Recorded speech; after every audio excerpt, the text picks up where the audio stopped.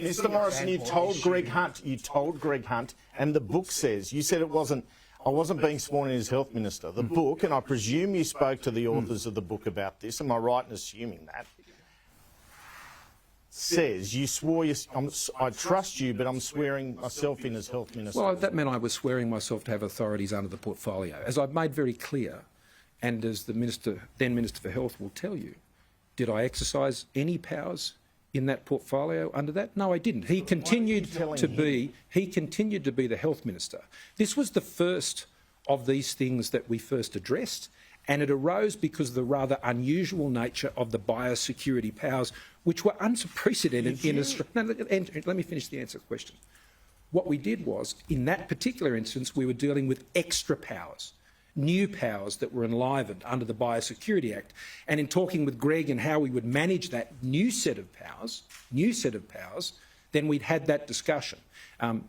My honest recollection was that there'd been a communication between officers in relation to the Minister for Finance. That didn't take place. I accept that, and I've apologised to then Minister Coleman for that.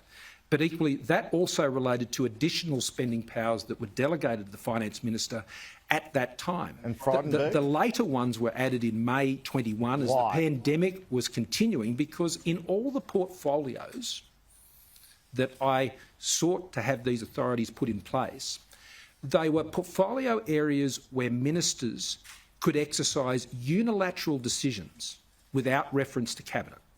So that is a very different thing from portfolios where the decisions Minister makes are implementing the decisions of Cabinet. Now, we were in a rather extreme situation over a protracted period of time.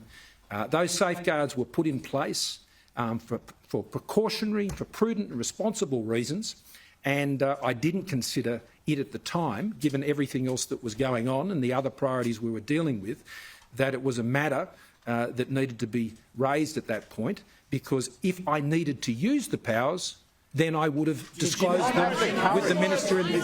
Come here. I'll keep going around. Why not simply advise your Cabinet colleagues that you were doing this? I mean, you said that you had this, there was an expectation on you that you were responsible for everything. This looks like an extraordinary consolidation of power. Why not even just let your Cabinet colleagues know, if not the broader Australian public? Well, as I said, I apologise for any concern this has caused about those issues, and I understand that concern, and that's why I'm standing here today. But at the same time, I did not want any of my ministers to be going about their daily business any different to what they were doing before. I was concerned that these issues could have been misconstrued and misunderstood and undermine the confidence of ministers in the performance of their duties at that time, and I did not consider that to be in the country's interest. To tell them.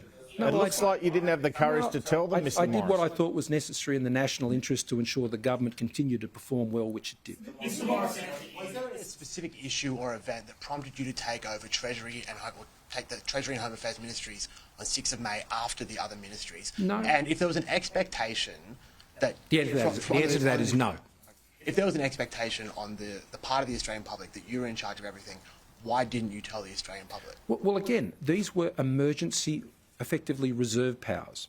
I think there was a great risk that in the midst of that crisis, those powers could be misinterpreted and misunderstood, which would have caused unnecessary angst in the middle of a pandemic and could have impacted on the day-to-day functioning of the government. No, that's not what I said. I said there was a possibility of this being misinterpreted.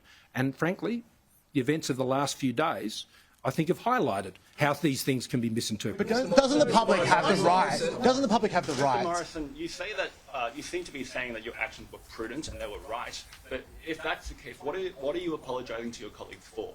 For the offence that was caused to them. So are you maintaining that you did nothing wrong, but the offence is the thing that you're apologising for? Well, of course I regret that offence and apologise for that offence, but I'm pleased that through the course of the pandemic, my confidence was in them to keep just doing their job. Now, the fact that I didn't interfere in doing their job shows the confidence I had in them. Now, there were many issues that arose over that period of time where, if I'd wished to, I could have exercised the authorities given to me in their portfolios, but I did not do that. And I did not do that because I did not consider that they were consistent with the emergency situations and emergency powers that I had sought. So I respected the additional authorities that were granted, and that is proved by the fact that I exercised them not at all, except in the one case in relation to resources, which was a completely different set of circumstances.